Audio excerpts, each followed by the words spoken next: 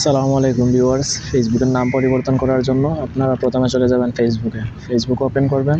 তারপর এখানে এই দেখেন রাইট সাইডের এই যে তিনটা লাইন বা থ্রি ডট যেটাকে বলে, এটায় ক্লিক করবেন। থ্রি ডটে ক্লিক করার পরে এই ইন্টারফেসটা চলে আসবে। ইন্টারফেস আসার পরে একটু স্ক্রল ডাউন করে নিচে যাবেন। নিচে গিয়েই দেখেন সেটিংস অ্যান্ড প্রাইভেসি। এই সেটিংস অ্যান্ড প্রাইভেসিতে ক্লিক করার পর এখানে সর্বপ্রথম যে অপশনটা আসবে সেটিংস, এই সেটিংসে ক্লিক করবেন।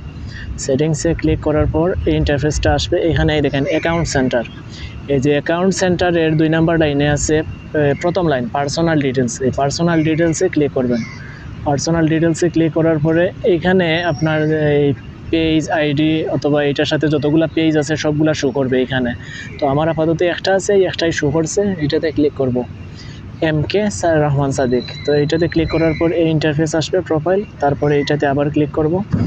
ক্লিক করার পরে এইরকম ইন্টারফেস আসবে। তো এখানে এই দেখেন এখানে প্রথমে আছে নেম, তারপরে আপনি যদি পরিবর্তন করতে চান ইউজার নেম আছে, তারপরে আছে পিকচার, তারপরে আছে অ্যাভাটার। এখান থেকে যে কোনোটা আপনি চেঞ্জ করতে পারবেন, এডিট করতে পারবেন। আমি নেমে ক্লিক করব। নেমে ক্লিক করার পরে এই ইন্টারফেসটা আসবে। এখানে 3টে অপশন আছে। ফার্স্ট নেম, এই দেখেন first name, middle name, last name. তো আমি নামটা এডিট করব। এডিট করার পরে নিচে একটা অপশন আসবে, এখানে কনফার্ম করলে আমার নামটা পরিবর্তন হয়ে যাবে। এই দেখেন এখানে 3টা নাম দিয়েছে ফেসবুকে অটো।